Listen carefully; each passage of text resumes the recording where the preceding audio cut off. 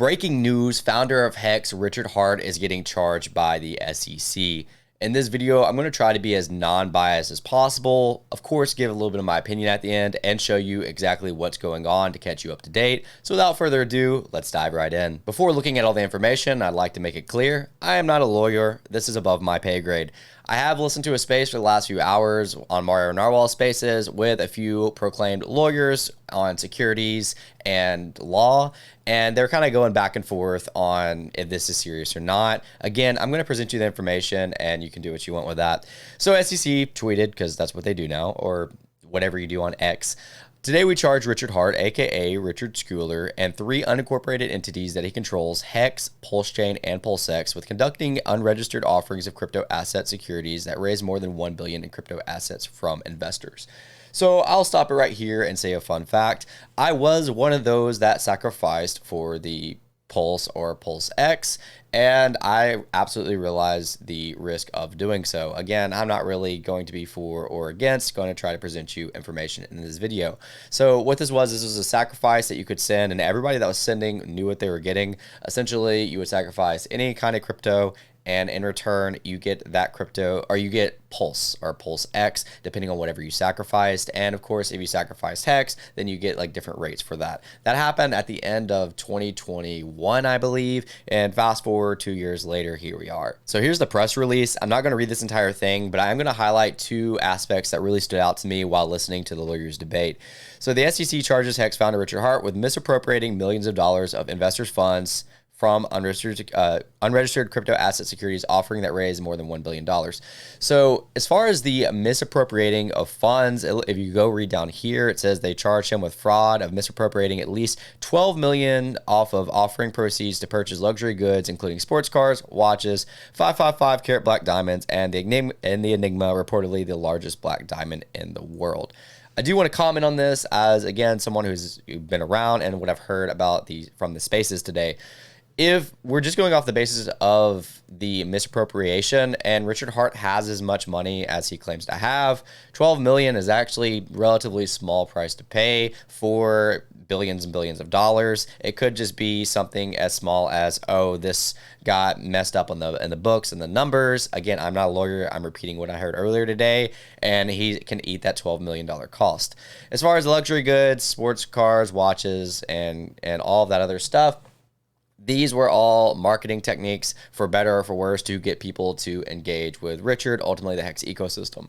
Most people I know that are actually involved with Hex, Pulse, and PulseX defend this, and they are okay with it. Most of the people that aren't okay with it are the people that aren't involved in the ecosystem, which I'm going to get into that later in this video. So that information I just presented worries me less than what I'm about to present.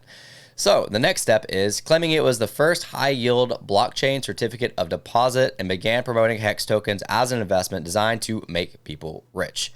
So as far as the blockchain certificate of deposit, from what I heard, this is apparently where there actually could be an issue involved with this, labeling it a security. Something specifically that is labeled a certificate of deposit can be labeled a security. At this point, SEC is trying to pin everything that's not Bitcoin as a security. I'm not too sure how much different this is, particularly from everything else. Personally, I think a lot of people do not like Richard Hart, and they want to sue based off of them just not liking him. I'm just going to leave it as I don't know. If I was worried about anything in the situation, it would be this. If you know better or know more about this specifically, then drop it down below in the comments and we can have some healthy discussions in the comments. Opinion time, but stick around because I do feel like this is important as somebody who's been involved for a long time. I own a lot of crypto. I'm not 100% anything at all. If anything, I'm way heavier on Bitcoin and then Ethereum than I am anything else. I own a lot of altcoins, so I'm not heavily biased in this situation. I will say most of the time when things like this happen, it seems to be a slap on the wrist for the biggest person involved, which would be Richard Hart. And it seems that the people that are actually affected and hurt by this are the people that are building and the communities involved with it, which would be the Hexicans or the Hex community.